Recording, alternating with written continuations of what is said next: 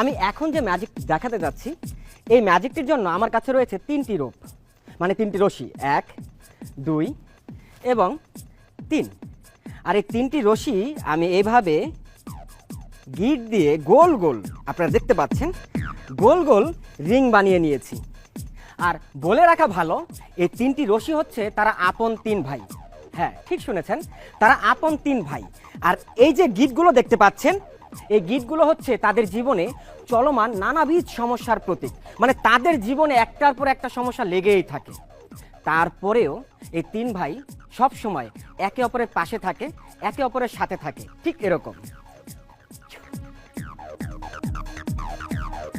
দেখেছেন 3 ভাই কিভাবে এক ভাই আরেক ভাইয়ের সাথে জুড়ে আছে, কখনো কেউ কাউকে ছেড়ে যায় না।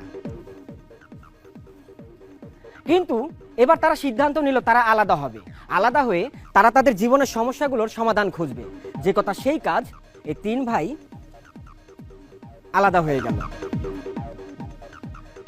আপনারা তো দেখতে পাচ্ছেন, আলাদা হওয়ার পরেও তাদের জীবনের সমস্যাগুলো কিন্তু এখনো দৃশ্যমান, গিট্টুগুলো কিন্তু এখনো দেখা যাচ্ছে। তারা 2 ভাই আমার কাছে আসলো, আমার কাছে এসে বলল, আপনি তো ম্যাজিশিয়ান, আমাদেরকে একটা উপায় বলে দিন না, আমরা যেন আমাদের জীবন থেকে সমস্যাগুলো দূর করতে পারি। তা আমি বললাম, তোমরা আলাদা না থেকে বরং মিলেমিশে এক হয়ে যাও। আমার কথা শুনে 2 ভাই মিলেমিশে এক হয়ে গেল, ঠিক এরকম।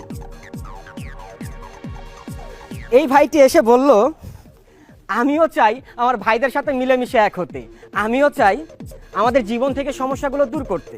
তখন আমি বললাম, তুমিও তোমার ভাইদের সাথে মিলেমিশে এক হয়ে যাও।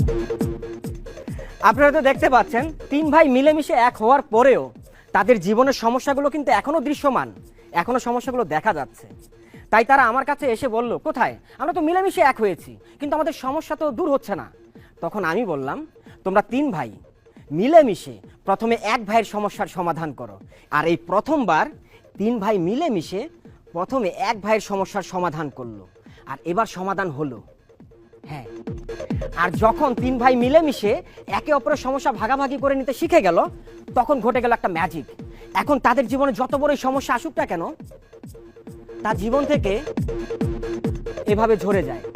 এখন যত বড়ই বিপদ আসুক না কেন, 3 ভাই মিলেমিশে তা মোকাবেলা করে, আর জীবন থেকে এভাবে সমস্যাগুলো ঝরে যায়।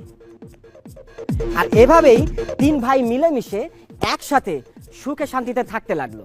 ব্যক্তিগত জীবনে আমি প্রত্যাশা করব আপনারা সবাই একে অপরের পাশে থাকবেন, একে অপরের সাথে থাকবেন, তাহলে এভাবে মিলেমিশে একসাথে থাকতে পারবেন। সেই প্রত্যাশায় আমি বিদায় নিচ্ছি। সবাইকে ধন্যবাদ, সবাইকে ঈদের শুভেচ্ছা, ঈদ মোবারক।